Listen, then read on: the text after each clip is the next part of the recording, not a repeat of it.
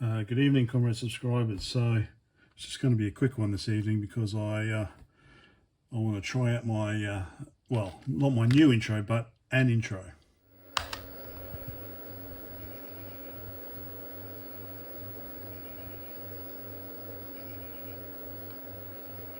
So what did you think? I did try writing it as a DOS batch program, but I just couldn't get it to work. So I just ended up writing it in Pascal and compiling it as a DOS program with Turbo Pascal.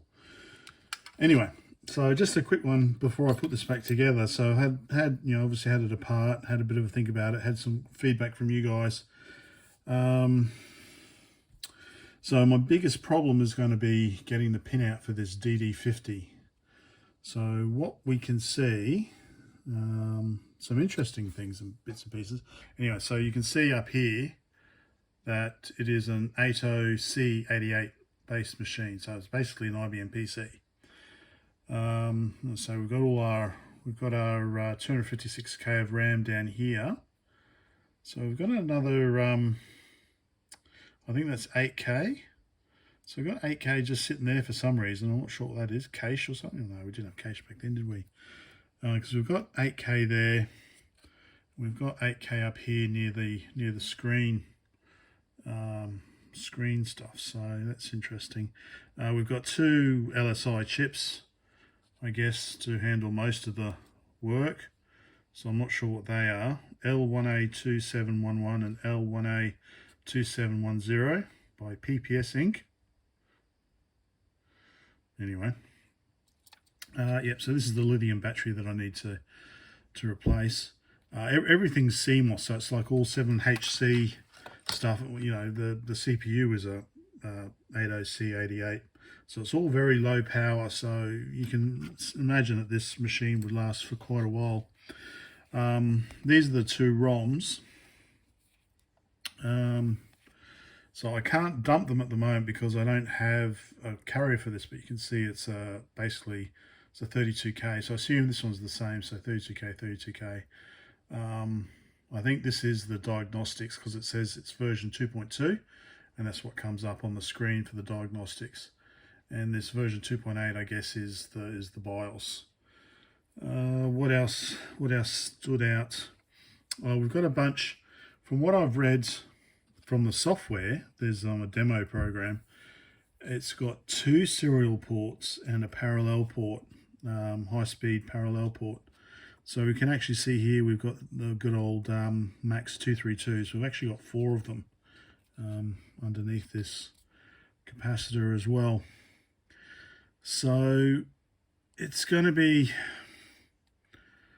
the problem is because it's all surface mount and it's a multi-layer board, it's going to be hard trying to figure out this pinout. Obviously I can figure out what the ground pins are, and I can also figure out what the recharge pins are from the recharger connector.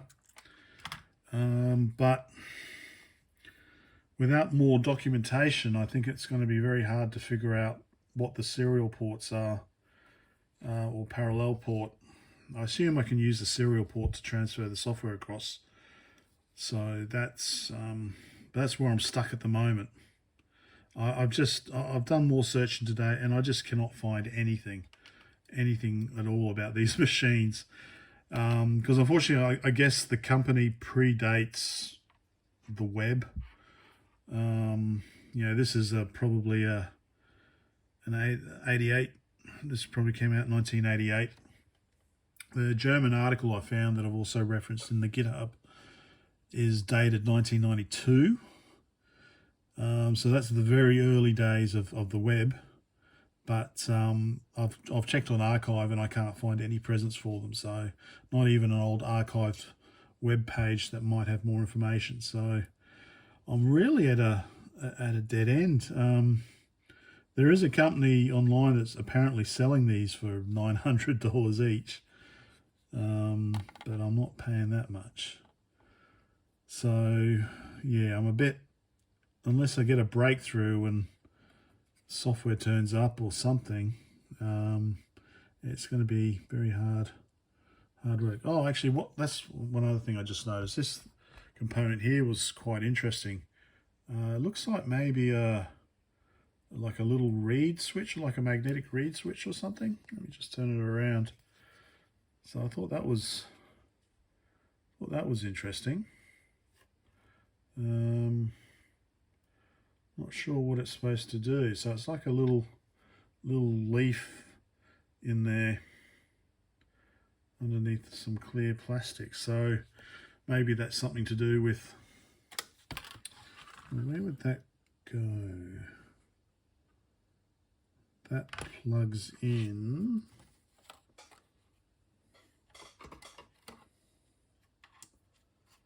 Okay, so that plugs into there.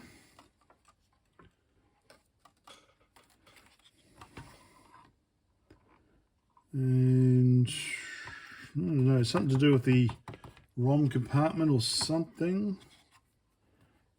It's kind of about there. Yeah, I don't know. Oh yeah, and this, so this is I think two 256K modules, so 128K, and I'm pretty sure it's double-sided. So 256K for this module, and then another module there which has got 256K. So you probably could, actually I think this just pulls out, doesn't it?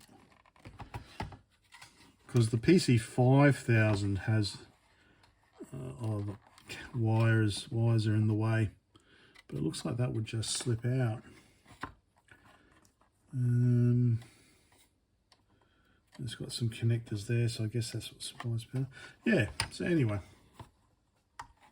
You could also apparently get into, I've put everything in the GitHub anyway, so I've put all the information I've got there. Yeah, so that was just it. Just a quick one tonight. Just wanted to try out my new intro. Not perfect, but let's see. Bye for now.